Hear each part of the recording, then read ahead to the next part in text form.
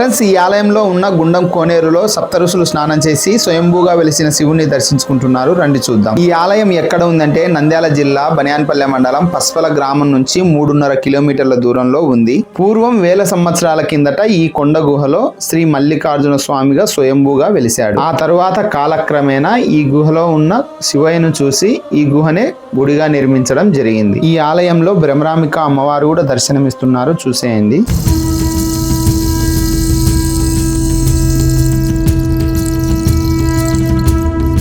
ఈ ఆలయంలో ఏ రోజుల్లో బాగా జరుగుతుందంటే కార్తీక మాసం చివరి సోమవారం రోజు ఎంతో అంగరంగ వైభవంగా తిరునాల మాదిరి జరుగుతుంది. అంతేకాకుండా బసవన్న దూల పంద్యాల ప్రదర్శన కూడా జరుగుతుంది. ఇప్పుడు గుండం మల్లికార్జున స్వామిని చూసేద్దాం రండి.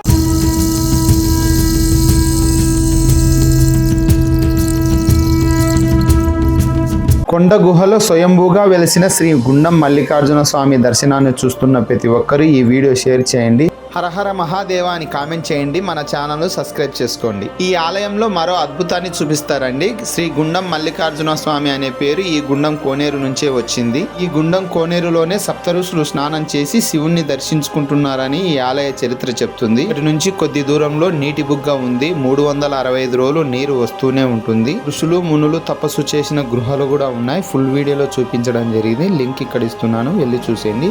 ఈ ఆలయంలో మరో అద్భుతాన్ని కూడా మనం చూడవచ్చు. కొండ మీద వెలిసిన ఆంజనేయ స్వామిని కూడా ఇప్పుడు చూసేద్దాం రండి.